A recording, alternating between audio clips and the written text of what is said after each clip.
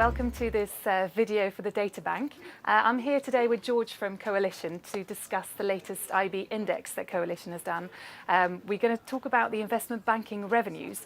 And George, we're kind of looking at a bit of a sad story here, perhaps. There's been a bit of a decline over the past few years. Can you talk a bit about the data that you've collated? Sure. We've seen better years, that's for sure. And as part of the Coalition Index, we basically collect business intelligence-based insights on the investment banking performance.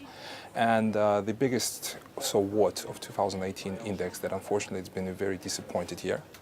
If you subdivide the investment bank in three different components, IBD, equities, and actually fixed income, the majority of disappointment events came from fixed income, which had another year of decline. Unfortunately, it's been a series of events actually that led to that. We can discuss that later. Equities, on the contrary, actually had a pretty good year, and we saw an increase of 7%. Unfortunately, 7 to 8%. Unfortunately, most of that increase was driven by the one-off events early in the year.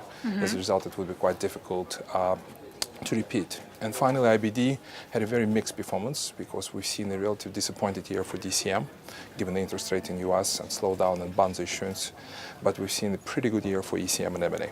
So can we go a little bit back towards sort of the fixed income side of things? So not DCM, but FICC, fixed income, commodities, currencies.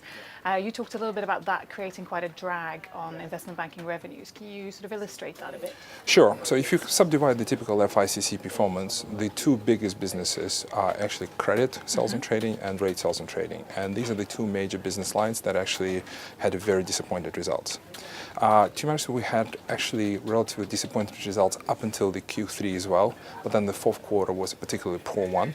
So if you subdivide, 8-9% decline that we've seen in fixed income for the full year, I would say 60 to 70% of that was actually coming from the Q3 year to date, and 40% of that came from extremely disappointed fourth quarter, where basically we had a lot of one-off trading losses associated with those business lines. Can you sort of talk a bit about what happened in Q4?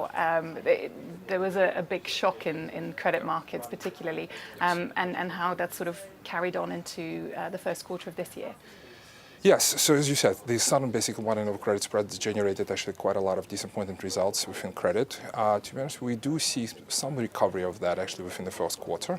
So the majority of the negative results in the fourth quarter we might be able to recoup in the first quarter results, but the general theme of the decline in the fixed income is probably not so much.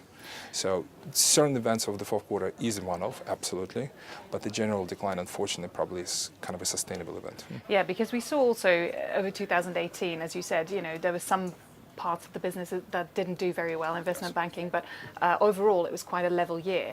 But what are the forecasts for this year?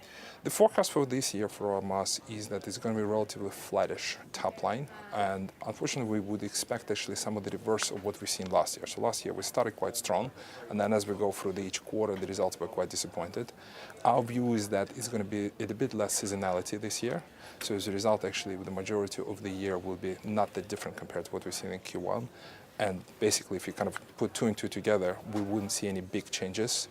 A light decrease actually from 2018. So no significant recovery, hopefully no significant drop as well. Relatively top line negative view, but with more flattish actually results for the full year. You talked a little bit earlier about sort of within the actual investment banking, the traditional investment banking products, M&A, DCM, ECM, that the DCM was definitely the sort of the naughty child and not so, it didn't perform very well.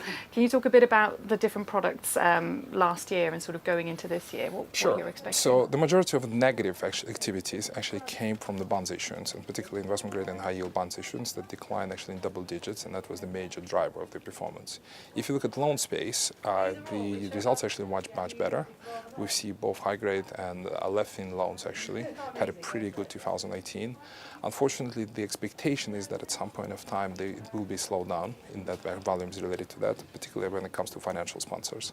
It's been a couple of really good years in terms of the activities, but the banks are becoming a little bit more concerned about sudden change in the credit cycle, which might result into more negative view on those origination of those loans.